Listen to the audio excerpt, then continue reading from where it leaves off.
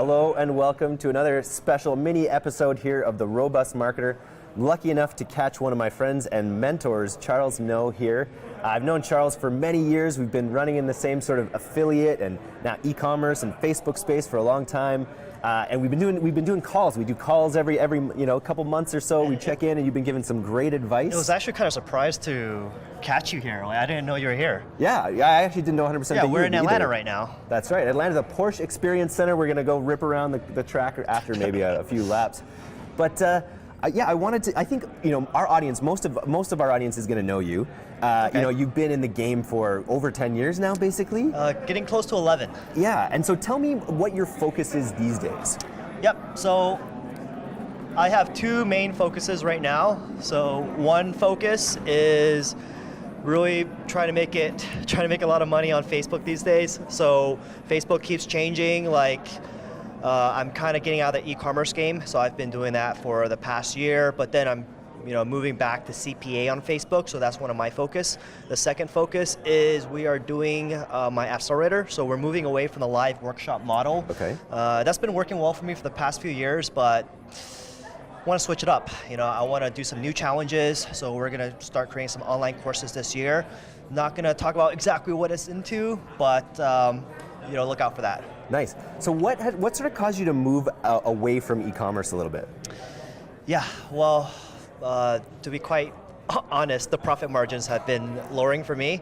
So I'm not saying that e-commerce is dead. I know a lot of people they're going to start threads and groups and say, hey, Charles goes out of e-commerce. Look, it's not dead. It's just, for me, the profit margin started dropping, and then I started testing out some CPA stuff again, and I just realized what I missed a lot about CPA, that it's a lot easier. The operations, the systems are not as intense, and I found the profit margins to be a lot higher. So it's just more rather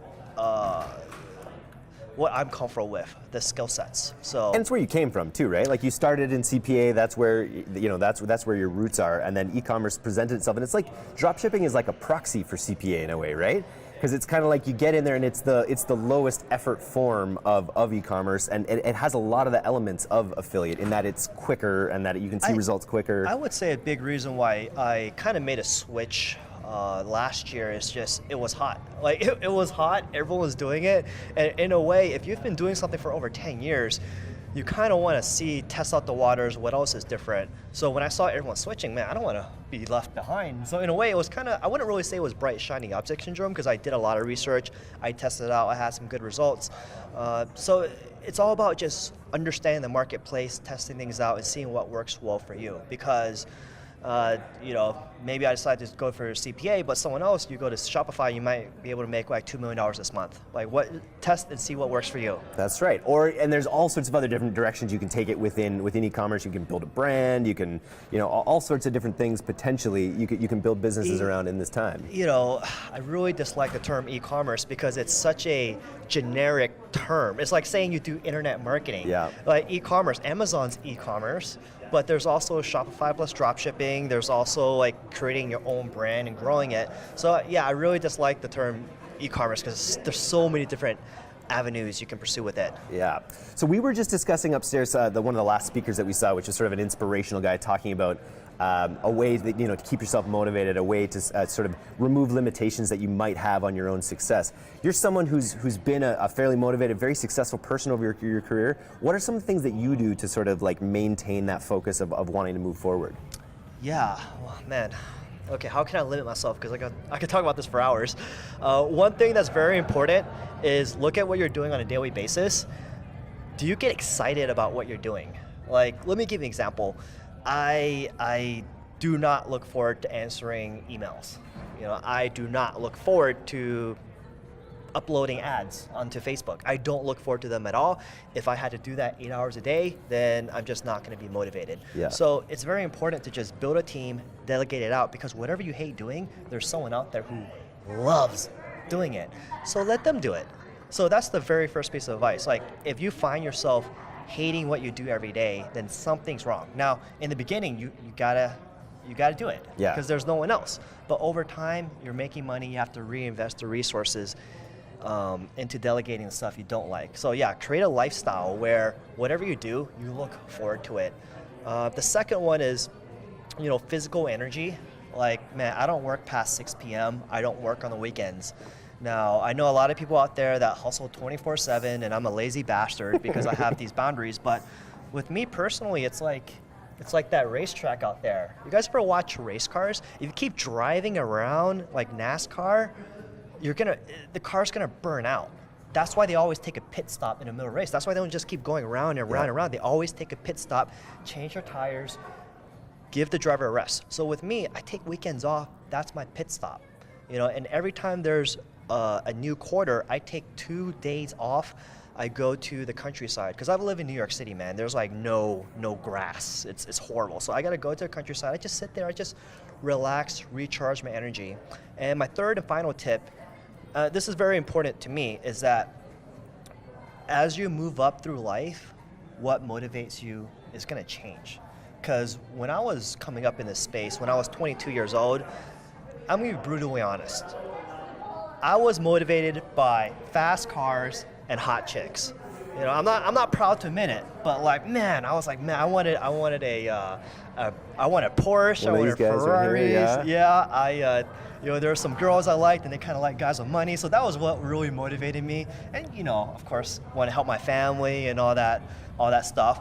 But now, I have a girlfriend. I've had supercars before. So that stuff doesn't motivate me as much. So if I'm gonna stay motivated and take action on a daily basis, I have to find something else that motivates me. So these days, what motivates me is I really enjoy seeing other people succeed. So it's like sharing this advice. Let's say 100 people watch this video, and if that helps them, then that motivates me. And something else that helps me out a lot. 100? Come on, Charles. This is going to be like thousands. Thousands. You, right? It's going to go viral. It's going to go viral, for sure. And something else that really motivates me is just, man, I just love learning. So it's kind of like I just love learning. I love reading. I love taking courses. I still take courses myself. It's just learning and applying it, just being like, wow. So that's how it works. So that's what really drives me. Like, if you told me this, like 22, like, man, yeah, work your ass off so you can help other people, I'd be like, screw that. Like, that's not enough for me to work 16 hours a day. So yeah, your motivation is gonna keep changing. And look, a few years from now, gonna have kids, hopefully. That changes a lot. That's gonna change a lot of things, and my motivation is gonna change. Yeah. So it's just, you always have to be attuned with what motivates you. It's really cool because you're as you mature too, like because you know that you want kids as part of one of the things that you're sort of put on, Boys only. Boys only. Yes. Good luck with that.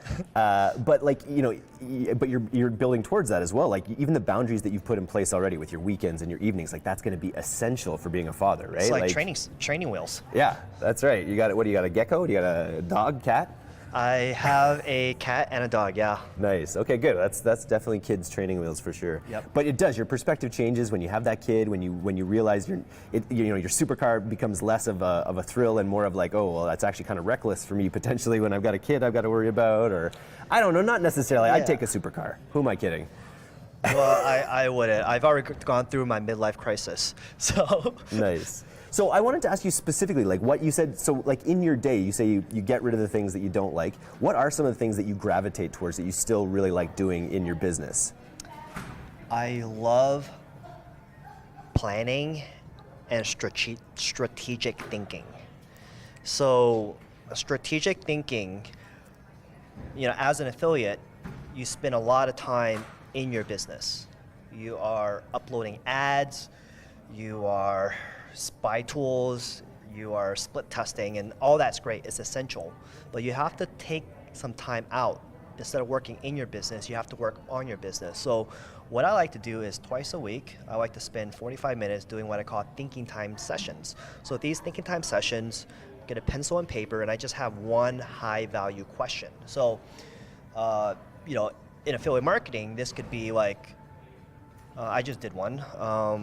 How is GDRP going to affect my affiliate marketing campaigns? Mm-hmm. So I sat down there, I did some research, and I just thought, like, how will this affect things? Another great question is,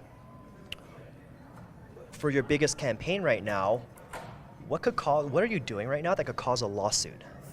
It's always good to check in on. Are you using endorsements that are not really real? Are you using fake comments? Are you getting way too aggressive? But you have to think about this stuff. These are uncomfortable questions, but you have to think about them so you can prevent bad stuff from happening in the future. Another thinking time question is, okay, I'm planning on selling courses in the future. So, and there are a lot of other people that sell courses. So I ask myself, if people are going to buy courses from this person, why would they buy a course from this person instead of me?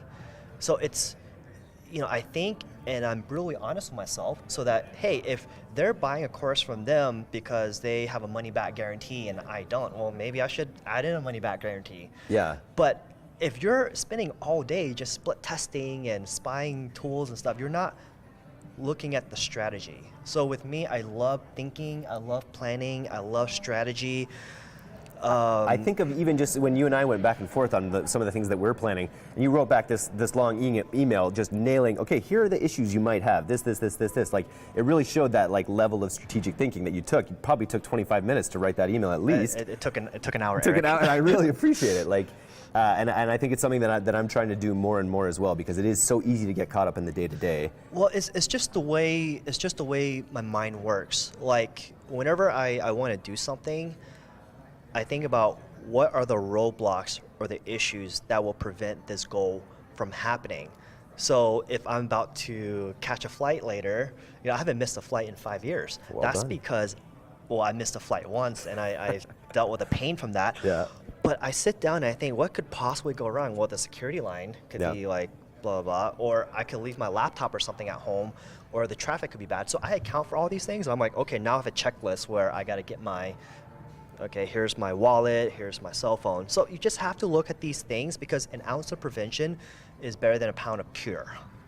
It sounds like a proverb. I enjoy it. It is a proverb, yeah. So here's a question. You're a very polished individual. You're a very successful individual, but there's got to be things you still struggle with. What are some things that you sort of struggle with on a daily basis? I know our audience loves to hear, of these high-level professionals, and because everyone struggles. Yeah.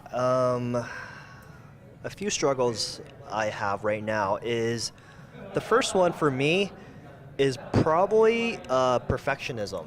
So I deal a lot with perfectionism. Like, for example, a lot of people have asked me why have I never released an online course.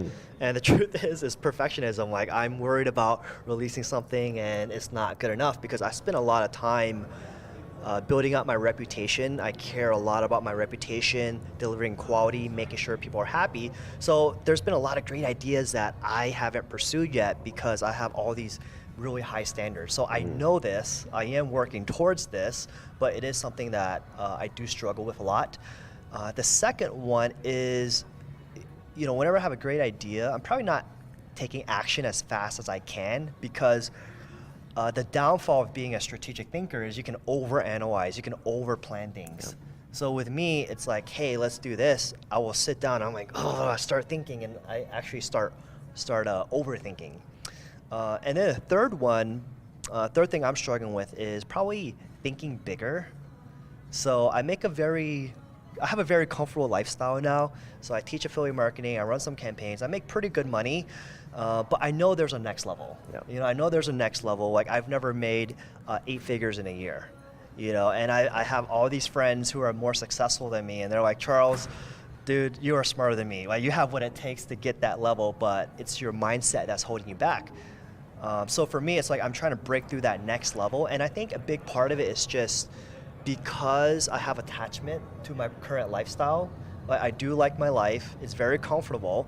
So for me and it's pretty much almost, there's no such thing as guaranteed money, but it's, pretty good money. So for me to go to the next level, it's substantial risk. I have to stop doing a lot of stuff that I'm doing to take that giant leap.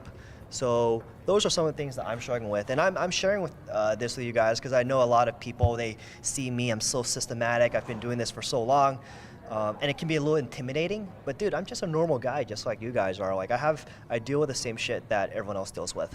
you ever deal with imposter syndrome? This is something I've been talking about with a lot of my guests, actually. It's something I face, and especially in the teaching space. You know, you even though you help a lot of people, you create content that people love, every time I get a message from people being like, oh, that really helped me, or I really like that, like, it's great to hear that. And you kind of need to hear it again and again, because it's easy to forget that the level of expertise you might have. Is it something you've ever dealt with?